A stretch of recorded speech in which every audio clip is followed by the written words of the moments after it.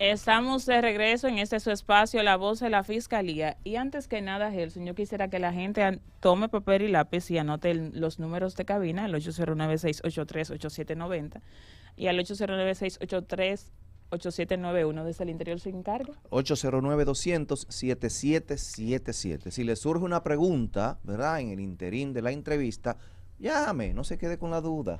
Entonces, ahora sí, damos la más cordial bienvenida a este espacio de La Voz de la Fiscalía por CDN Radio 92.5 al magistrado Ernest Mella, quien es procurador fiscal del Departamento de Crímenes y Delitos contra la Propiedad, mejor conocido como Robo, de la Fiscalía del Distrito Nacional. Y también nos acompaña en esta mañana el abogado Jean Christopher Pérez. Él es especialista en conflictos penales, civiles y corporativos. Señores, bienvenidos. Esta es su casa. Gracias nuevamente, creo que es la segunda oportunidad que participo en este programa y estamos a las órdenes de informar a la población sobre este importante tema. Y saber que ustedes, que esta es su casa, cuando quieran pueden volver. Pero hoy vamos a hablar justamente sobre esto que tiene muy preocupados a todos. Y es que se ha desatado, por así decirlo, una ola o pequeñita ola de lo que son las estafas inmobiliarias que tanto estamos viendo en los medios de comunicación. En ese sentido, antes de entrar como tan profundo, para que la gente que nos escucha comprenda, yo quiero antes que nada que nos diga cómo se configura la estafa, qué es esto. O mejor, vamos a empezar mejor definiendo qué es una estafa. Ajá, ¿qué es esto? Bien, muchas gracias por la invitación a todas las personas que nos escuchan a través de la radio y los que nos ven a través de las redes sociales y la plataforma de YouTube.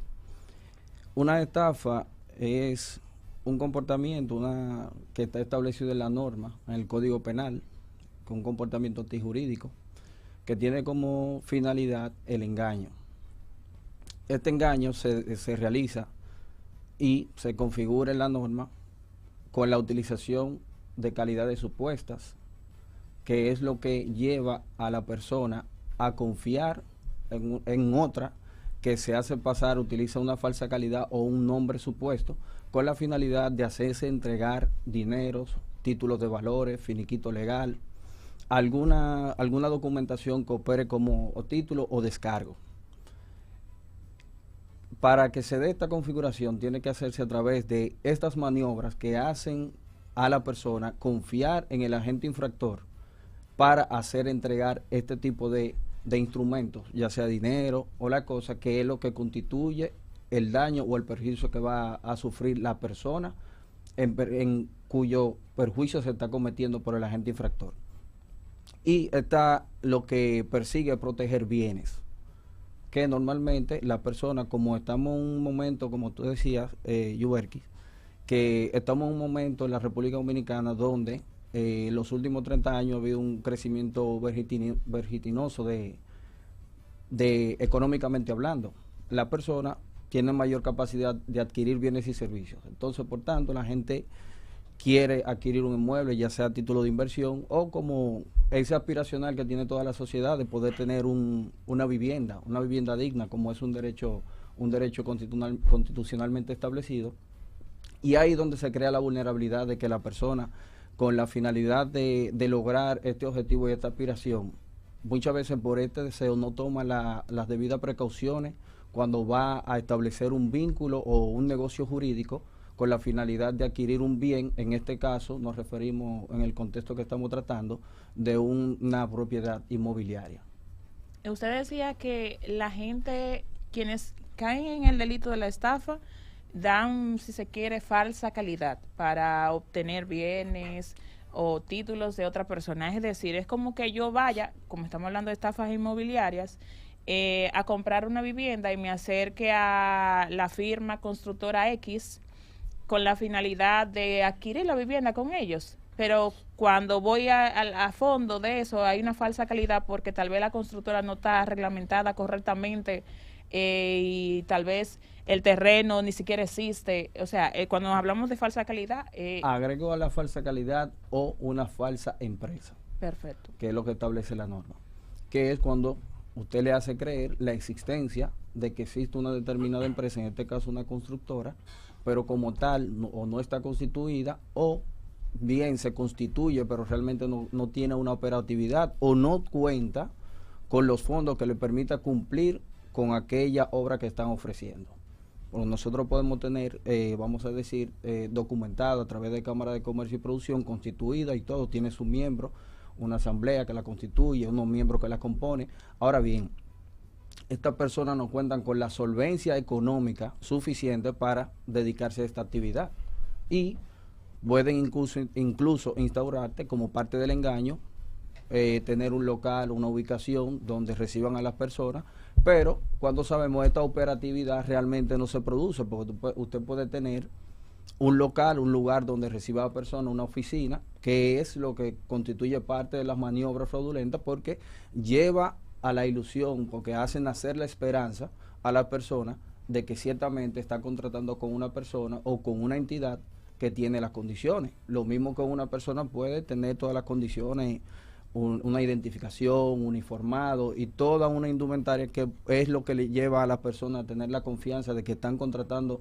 con una persona que realmente va a proveer el servicio que es lo que ellos esperan. Y ahí constituye la maniobra para hacerse entregar, porque no solamente, no simple el hecho de una persona utilizar una calidad supuesta, un nombre falso, o decir que tiene una empresa comercial. Para que se constituya realmente tiene que hacer creer que la persona crea en él, y a través de esa creencia entonces entregar un título, entregar un dinero.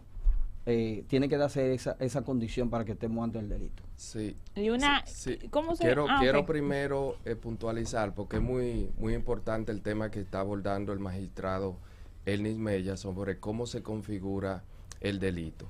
Él ha establecido cuáles serían los elementos constitutivos. Primero, la existencia de la falsa calidad, la existencia de el error que se le causa a la víctima, el perjuicio económico. Sin embargo, hay algunas empresas que no van a configurar el delito de falsa calidad. Y lo hemos visto aquí en los casos recientes de estafa inmobiliaria, y es que estas empresas sí cuentan con todos los registros mercantiles, con su registro en la DGI, o sea, están legalmente establecidas en el país. Sin embargo, el magistrado también toca otro tema importante para que se dé la estafa, y es la intención de cometer el delito previo a hacer esas negociaciones. O sea, tiene que haber una intención dolosa de engañar y de causar un perjuicio a la víctima, de crear esa ilusión para que la víctima pueda entregar esos capitales, entregar esos bienes o servicios, y entonces con esa intención previa de engañar, no cumplirle a la víctima. ¿Desde qué momento ya se identifica, o sea, se da todo eso, la empresa tiene falsas calidades, pero desde qué momento podemos identificar que realmente estamos frente a una estafa? Yo como ciudadana, que voy a acercarme a una empresa X para adquirir una vivienda, que es el tema que nos compete, ¿desde qué momento? O también agregarle ahí a tu pregunta, Yubelkis, a partir del momento, pero también, ¿cómo pudiera yo constatar o ver quizás que yo pudiera ser objeto de una estafa ante una persona? Partiendo de lo que decíamos anteriormente, ya la persona tiene que constituirse, tienen que ser diligentes en estos tiempos. Y parte de esa diligencia está en tratar de tener el acompañamiento necesario, de buscar la asesoría. En este caso es importante siempre, como se trata de vínculos jurídicos que se van a establecer, siempre tener la asesoría legal, porque hay muchos aspectos que con el ciudadano común que no tiene la posibilidad de advertir ciertas situaciones, porque implica hacer diligencias, de obtener informaciones, ya sea de instituciones públicas, como por ejemplo el registro de títulos, de establecer, de poder constatar si una persona te está vendiendo un inmueble. Lo primero que habría que ver si esa persona realmente es el propietario de ese inmueble, o en caso contrario, qué vínculo previo tiene esa persona que está vendiendo con ese inmueble, cuáles las condiciones que tiene, existe carga, gravámenes o una situación que existe una imposibilidad de que el negocio jurídico se concrete finalmente, que es la obtención de la propiedad finalmente. Todo el que compra tiene que tener la previsibilidad, porque como estamos hablando de materia contractual, en principio existe un contrato que va a establecer el vínculo entre las partes, y hay que tener ese nivel de previsión de cara al futuro de cuáles son las situaciones que se pueden dar ante, si no se trata de un incumplimiento, pues entonces estaríamos en el ámbito civil, pero son esas maniobras que utiliza ese vendedor para hacerle creer a la persona que va a obtener la propiedad, cuando sabe de entrada, que es lo que decía el distinguido colega, que hay una intención dolosa. ¿Por qué? Porque esta persona trata de llevarle la información, una información antojadiza, que no se corresponde con la verdad. De yo decirte, yo te estoy vendiendo algo, y ese, por ejemplo, casos que vemos, ese inmueble no tiene problema, solamente tiene una carga de una hipoteca, de un préstamo previo, pero esa persona no está en la condición de solventar la carga que tiene previamente para liberarlo, y entonces que pueda hacerse el traspaso. Aún a sabiendas de esa situación, le vende y le ofrece el inmueble a esa persona, obviando esa parte, que ya después la persona, cuando viene a enterarse, la persona que está vendiendo no es la persona que tiene la calidad para entonces terminar para eliminar la carga que tiene el inmueble. Entonces, como forma de prevenir este tipo de cosas, no siempre la persona de inmediato, cuando la persona, que es un factor que juega en contra con frecuencia en cuanto a la disipación de los recursos que obtiene el estafador. ¿Por qué? Porque la persona no se entera de inmediato, sino ya cuando empieza el incumplimiento de que quiero la entrega de mi inmueble o la devolución de los recursos. Lo mismo pasaría en los casos, por ejemplo, y no ya saliendo, si se quiere, de las entidades, ¿verdad?, de las inmobiliarias. Yo decido vender un apartamento, pero soy un estafador, y le vendo el apartamento a una persona, pero antes de hacer el traspaso y todo, le vendo el apartamento a otra. Si el mismo apartamento lo vendo 2 veces. Eso también. En ese caso, entonces, en el ámbito, ¿cómo pudiera para que el público sepa, cómo pudieran quizás prevenir esa parte? ¿Qué deben de hacer antes de tener pendiente, antes de usted comprarle un inmueble a un tercero cualquiera? Dirección General de Impuestos Internos, verificar por ejemplo, en términos impositivos, que se encuentra al día ese inmueble con el pago del IPI. También puede consultar si a nombre de quién se encuentra ese inmueble, la condición, si está sujeto a algún tipo de proceso. En la jurisdicción inmobiliaria, como le indicaba, puede ser que tenga inscrito una anticresis, puede ser que tenga inscrito una hipoteca, puede ser que tenga una vinculación con un proceso judicial de carácter penal que esté siendo investigado y que sea objeto de la investigación y que esté incautado por las autoridades, en este caso del Ministerio Público. Esa serie de factores que, como le decía, muchas veces las personas no cuentan quizá con la información suficiente para desplazarse y hacer todas estas diligencias, es lo que constituye un caldo de cultivo para el estafador poder valerse de esa situación, y el conocimiento que tienen los estafadores en el área, que es lo que lleva realmente la posibilidad del convencimiento, porque estamos ante personas que se dedican de manera frecuente a eso, y como pueden ver, el doctor desarrollan, si se quiere, hasta una habilidad claro, para ese tipo de delitos. Son profesionales, sí. Y en ese sentido... Seguir esa pregunta, porque del magistrado Gerson, esas características que ofrece el colega Elnis son más para los apartamentos que ya están listos. ¿Qué pasa que con ya los están apartamentos registrados? Pero aquí nosotros tenemos una realidad en la República Dominicana, que la mayoría de casos de estafa se ejecuta en proyectos que están en planos. Entonces, esa persona que vende un proyecto varias veces, a veces no hay forma alguna de cómo tú determinar que se lo ofreció a un cliente determinado a través de un contrato de opción de compra, pero que también se lo ofreció a otro, que nosotros lo hemos visto en casos como el de Operación Nido. Entonces nosotros abogamos porque se crea un mecanismo que esos contratos de opción a compra sean registrados en una plataforma de manera tal que antes que un cliente pueda verificar la disponibilidad de una unidad que está en construcción en plano, verifique si ya ese apartamento fue ofrecido a través de ese mismo contrato a otra persona. Pero también hay otras alertas en un contrato que pudieran dar la alarma de que se trata de una estafa. Como mencionaba también el magistrado, que hay algunas técnicas que necesariamente necesitan una asesoría legal, y una de estas alarmas pudiera ser que a veces una empresa constructora suscribe un contrato con un comprador.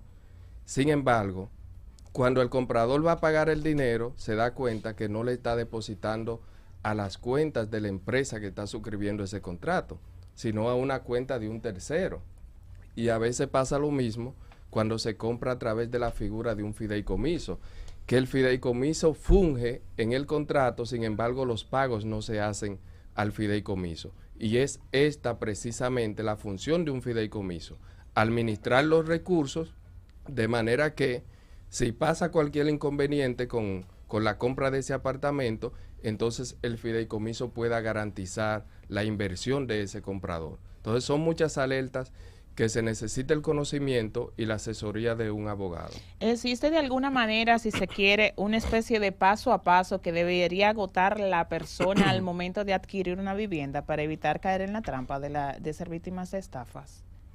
Yo pienso que, como mencionaba el magistrado, lo primero es verificar. En el caso de plano, en el caso de un apartamento en plano, usted nos decía, bueno, el magistrado nos hacía alertas que debemos tomar en cuenta, nos decía, al momento de comprar un apartamento que ya tiene dueño, que no está en plano, que está terminado, yo lo compré y decido venderlo. Entonces ya él nos dijo esa parte. En el caso de un apartamento que está todavía en plano, que está como opción de compra, existe un paso a paso que la gente debería agotar para evitar caer en la trampa. Algunas firmas de abogados tenemos un protocolo a seguir para hacer el proceso de debida diligencia. Lo primero que hacemos es investigar la empresa, o sea, qué tiempo tiene en el mercado, cuál es el capital que cuenta esta empresa y cuáles son los proyectos que ha desarrollado. Y si esos proyectos que ha desarrollado se han visto involucrados en algún tema judicial.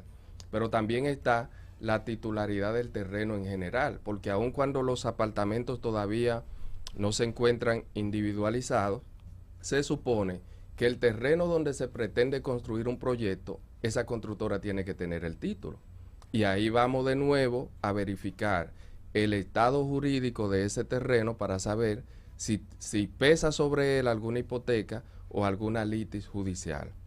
Pero también uno de los mecanismos legales que nosotros recomendamos actualmente mucho es usar o comprar a través de la figura del fideicomiso, porque ahora mismo es como la forma más segura de invertir en un proyecto en plano, toda vez de que por lo general estos fideicomisos pertenecen a entidades bancarias reconocidas que no se prestan para hacer ciertas cosas. Es decir, que cuando reciben el dinero de un comprador y ese comprador por alguna circunstancia decide no comprar ese proyecto, o la constructora se ve en la incapacidad de cumplir con ese proyecto, entonces ese dinero va a estar asegurado. ¿Y usted, magistrado, tiene algún otro punto que la gente debería considerar al momento de comprar en plano? ¿Qué es lo que más está afectando ahora? Son básicamente esos aspectos lo que señala el distinguido colega, de tomar la previsión de buscar el asesoramiento, que se pueda hacer el levantamiento con relación a eso, porque la compra en plano, Escúchame, Eri, vamos a tomar una llamadita que tenemos aquí. Sí. Buenos días, la voz de la Fiscalía, su nombre y desde dónde nos llama, por favor. Buenos días, habla Ramón de aquí de Caballona. Sí, díganos su pregunta. Yo creo que con la figura del fideicomiso, a quienes deben de exigirle que trabajen con eso es a la constructora, a las inmobiliarias, porque tú como cliente vas donde una inmobiliaria y le dice que quiere trabajar con eso, y de repente las inmobiliarias se niegan y la gente accede y te dicen, pero si es obligatorio para las constructoras inmobiliarias, entonces ya ellos no van parados, pero tú sabes cómo que funciona esto aquí, que una cosa es lo que ustedes dicen ahí, y otra cosa es lo que en la realidad de la práctica, que eso es este país, que aquí se vende algo en los medios de comunicación o algo está en la ley, pero no se aplica, no se le aplica a las instituciones formales.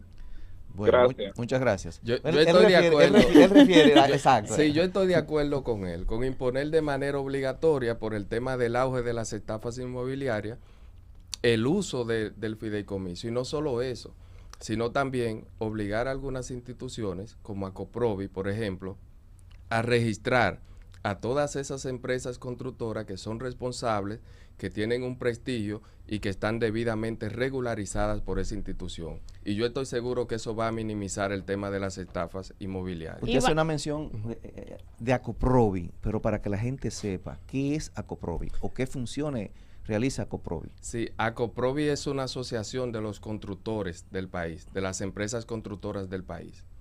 Entonces, ya que estamos en leyes, y me gusta esa parte, porque, ok, yo quiero evitar ser víctima de estafa, y todos queremos evitar ser víctima de esa estafa, pero una vez yo identifico que hay un incumplimiento, en primer lugar, por parte de esa empresa que me ofertó ese apartamento que yo adquirí, o de esa persona que me ofertó ese apartamento que yo adquirí, una vez yo logro identificar que hay algo que no anda bien, ¿qué debo hacer? ¿A dónde debo acudir? Inmediatamente lo que corresponde es poner en conocimiento a las autoridades para que se ponga en movimiento la acción y pueda hacerse las indagatorias correspondientes.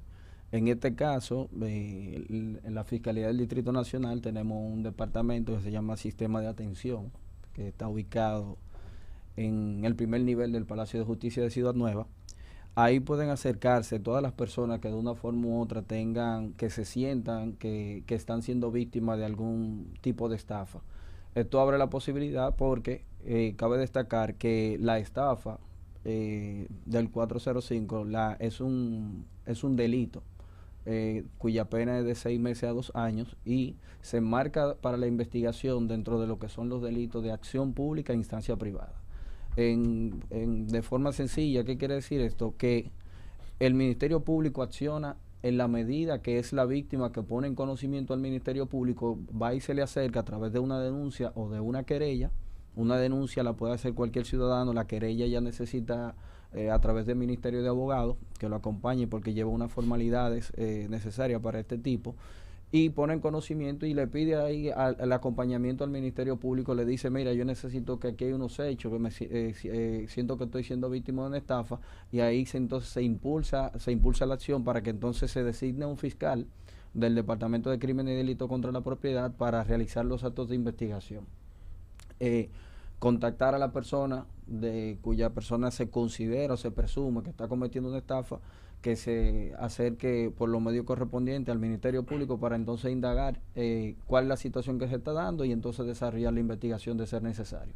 Decía Ernest la pena y lamentaba justamente la magistrada, nuestra procuradora fiscal del Distrito Nacional, la magistrada Rosalba Ramos. Ella lamentaba recientemente en un programa en el que participó la pena que establece actualmente la legislación dominicana para este delito, que afecta tanto la economía dominicana, pero también afecta emocionalmente a quienes son víctimas de las mismas.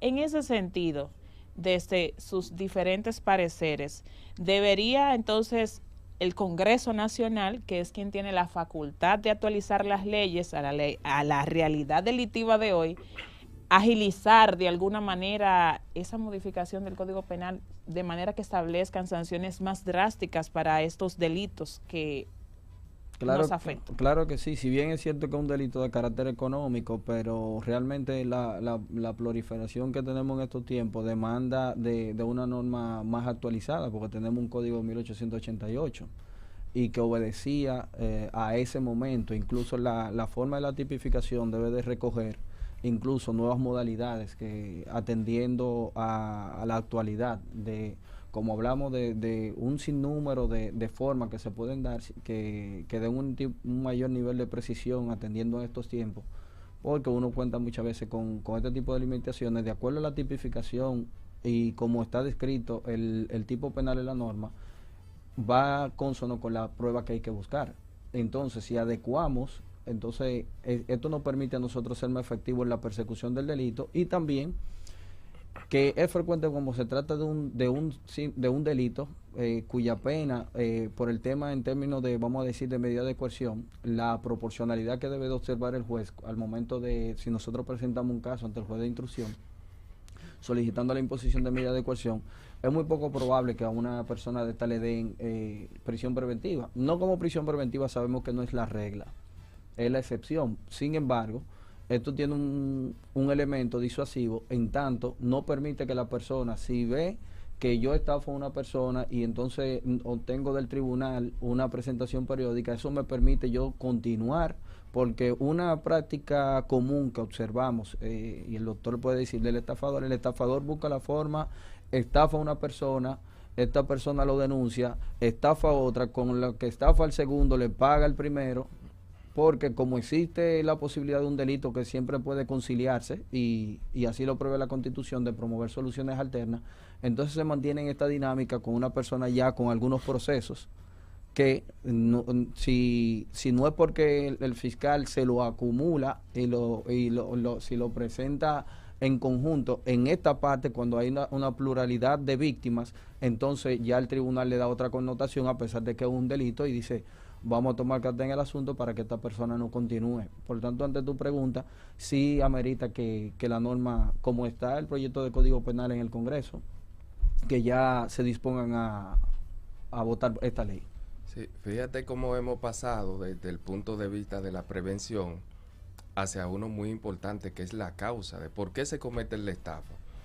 Y ese tema de la pena, quisiera yo decir aquí en este programa, que sería necesario cambiar al presidente con todo y el Congreso, y que venga uno con carácter y con fuerza de voluntad para aprobar ese código, pero no voy a decir eso. Ya lo dijo, No, doctor. no lo voy a decir porque probablemente no me vuelvan a invitar a este programa. Sin embargo, nosotros sabemos que aquí hay muchos estafadores y muchas empresas que están cometiendo estafa valiéndose de ese código penal, precisamente.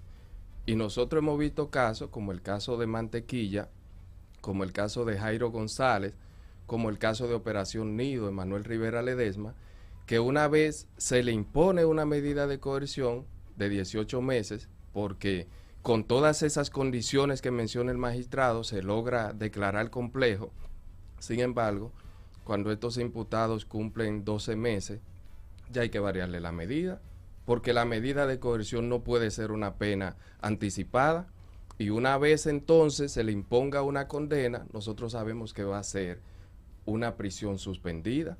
Entonces, ahí se está garantizando la impunidad gracias a ese código penal vigente que nosotros tenemos en la República Dominicana. ¿Y cuál es una de las características de los estafadores? Que dispersa los fondos, lo esconde previamente a la intención delictiva de cometer la estafa. Lo que hace es que retira de sus cuentas o de las cuentas de la empresa todos los capitales. ¿Para qué?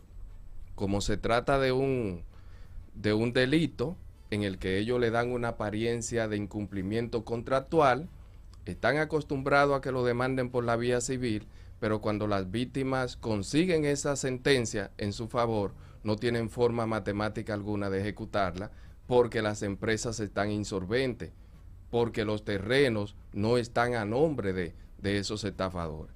Entonces, esa serie de estafas que se están cometiendo hoy en día es gracias a la fragilidad de ese código penal. Y el gobierno lo sabe, y lo saben los legisladores.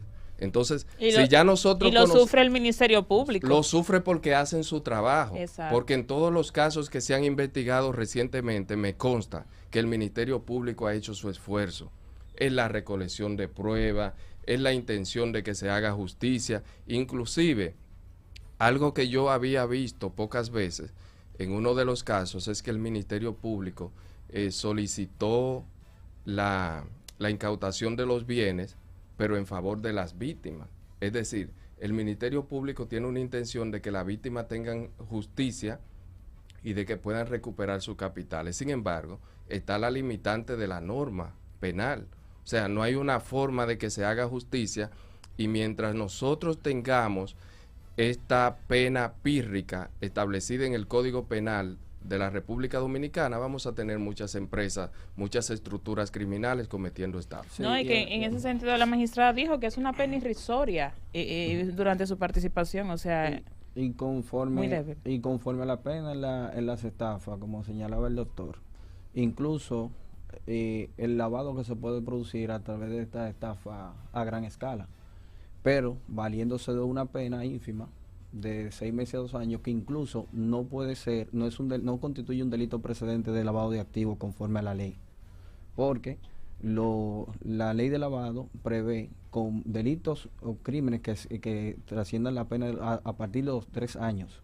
Entonces, tú cometes una estafa, puedes reunir gran cantidad de dinero a través de esta estafa, pero tú no le puedes imputar el delito de lavado de activos. Lo que la ley de lavado de activos constituye una herramienta muy importante como mecanismo de perseguir esos bienes, ya sea en manos de una persona o de un tercero que se constituye en testaferro, como lo que decía el doctor, de que disipan los bienes, reciben gran cuantiosa suma de dinero. Nosotros simplemente en este caso lo que tenemos la constatación de que esos recursos los recibió esa persona en una determinada cuenta, o que lo está recibiendo a través de una cuenta de un tercero, que es lo que también, como refería el doctor, de lo que debe ser una bandera roja para las personas, de que inmediatamente estoy haciendo negocio con una persona, con una constructora, y estoy depositando en la cuenta de Juan Pérez, pero Juan Pérez no necesariamente está vinculado con una empresa o una persona que tú no sabes quién es. Entonces, cuando uno va a transferir esos fondos, siempre hay que tener la constatación de la vinculación que existe entre las personas, porque uno de los mecanismos de la estafa es precisamente que cuando uno va a hacer el reclamo, tú dices, pero es que tú no me has entregado dinero a mí. Eso es lo que va a decir el estafador. Y que lo que le va a decir, a plantearle a la fiscalía, no, es que a mí no me entregó dinero, yo simplemente fui un intermediario.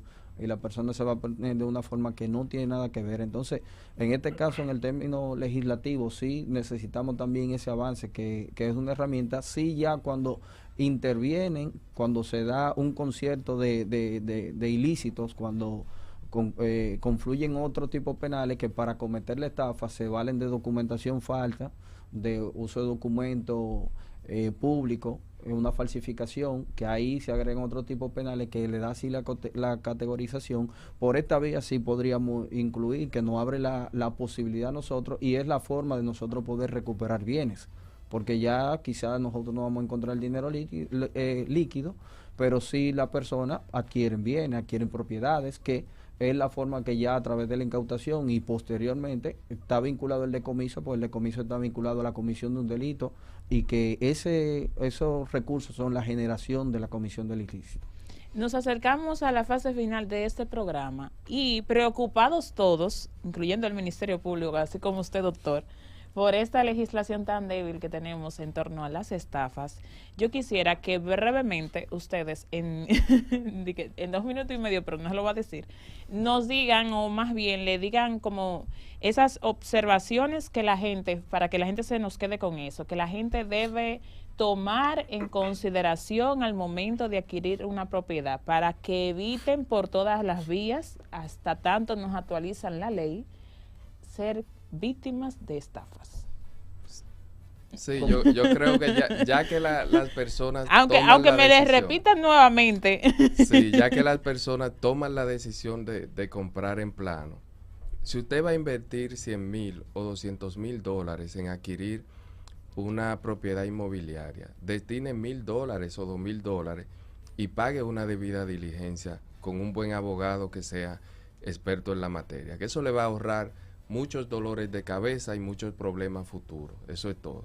Y si entonces no va a pagar una debida diligencia, entonces nosotros reiteramos las medidas que mencionábamos en principio, como verificar el título, el estado jurídico, la trayectoria de esa empresa, si cuenta o no con la figura del fideicomiso, que ese contrato esté bien elaborado, que si usted no entiende una cláusula tenga la confianza de pedirle a la constructora que se le explique o que la modifique. Entonces, estos son solamente algunas de las medidas que se pueden tomar. Sin embargo, nosotros creemos que la más segura es hacerse asesorar de un abogado antes de comprar. Sí. Ernest.